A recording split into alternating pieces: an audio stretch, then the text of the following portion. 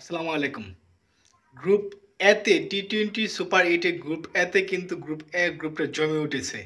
আজকে আফগানিস্তান জয়লাভ করাতে অস্ট্রেলিয়া হারাতে গ্রুপ এ তে কিন্তু একটা সেইরকম একটি পয়েন্ট টেবিলের রদবদল হয়ে গেল এবং কি একটা ভালো একটা সমীকরণ দাঁড় করানো হয়েছে বাংলাদেশের জন্য। বাংলাদেশে এখনই কিন্তু সেমিতে যাওয়ার সুবর্ণ সুযোগ রয়েছে আমি মনে করব, কারণ গ্রুপ এতে আফগানিস্তান জেতাতে আফগানিস্তান 2 পয়েন্ট হয়েছে এবং অস্ট্রেলিয়ার 2 পয়েন্ট।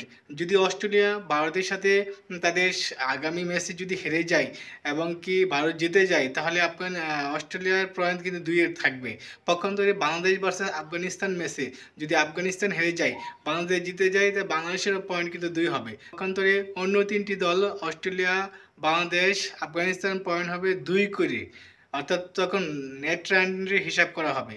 তখন কিন্তু বাংলাদেশ যদি একটি বড় মার্জিনে, বড় একটি ব্যবধানে জয়লাভ করতে পারে, আফগানিস্তানকে হারাতে পারে, তাহলে কিন্তু বাংলাদেশের নেট রানটির ভালো হওয়াতে বাংলাদেশ কিন্তু সরাসরি চলে যেতে পারে সেমিতে।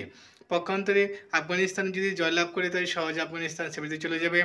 আর যদি যদি অস্ট্রেলিয়া ভারতকে হারাতে পারে, তাহলে অস্ট্রেলিয়া চলে যাবে সেমিতে, কারণ ভারতের পয়েন্ট হবে 4, পক্ষান্তরে অস্ট্রেলিয়ার পয়েন্ট হবে 4। তখন কিন্তু আফগানিস্তান, বাংলাদেশ বাদ হয়ে যাবে। এই হিসাবে এই গ্রুপের একটি সেই রকম একটি জমজমাট লড়াই চলতেছে। পক্ষান্তরে যদি আফগানিস্তান বাংলাদেশকে হারাতে পারে, তাহলে আফগানিস্তানের পয়েন্ট হবে 4, অস্ট্রেলিয়ার পয়েন্ট হবে 4, ইন্ডিয়ার পয়েন্ট হবে 4। যদি ইন্ডিয়া অস্ট্রেলিয়ার কাছে হারে, তাহলে কিন্তু বিরাট একটি সমীকরণ, নেট নেট রান রেটের একটি সমীকরণ দাঁড়াবে। সেই হিসাবে আমরা আশা করব বাংলাদেশ যেন জয়লাভ করে, বাংলাদেশ একটি ভালো একটি মার্জিনে, ভালো একটি ব্যবধানে জয়লাভ করে সরাসরি সেমিতে চলে যেতে পারে। যদি আমরা গডের কাছে প্রে করব, আল্লাহর কাছে প্রে করব যেন অস্ট্রেলিয়া হারে, ভারত জেতে, তাহলে আমাদের সেমিতে যাওয়ার সম্ভাবনা রয়েছে।